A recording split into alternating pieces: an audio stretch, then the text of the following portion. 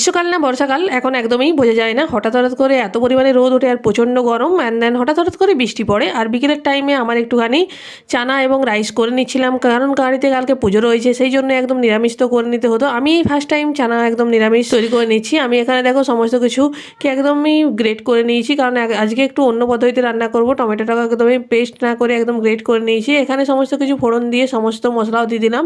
আস্তে আস্তে তোমরা যদি ভিডিওটি দেখো তাহলে অবশ্যই কী কী দিলাম সেটা অবশ্যই বুঝতে পেরে যাবে।